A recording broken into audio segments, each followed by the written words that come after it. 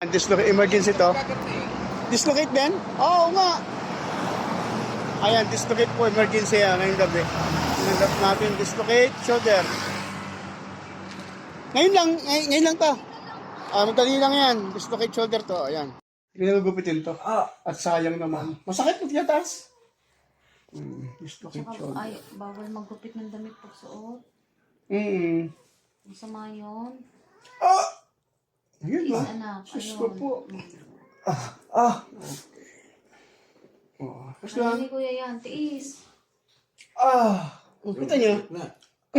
Bumalik na. Napakabilis lang naman ito. Nawala na yung Parang magic lang naman yan. Oo nga naman. Wala na. Kaso lang, mabilis na siyang mag-dislocate ulit, ha? Okay na bunso. Okay At na. ayaw niyo pala kasi kaya naman yan. Tapos nga, Medyo masakit pa lang. natural. Kasi, pagkakaan, Hindi, kasi ko nawala na yung... seconds lang ba?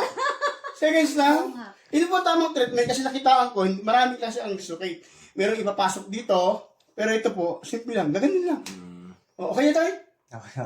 Ganyan mo nga. Okay na. Okay. Medyo bulbog lang. Ayan, try mo nga. Di ba, i-dislocate po yan. Taas mo nga ulit. Okay na. Okay na. Ayos, sir?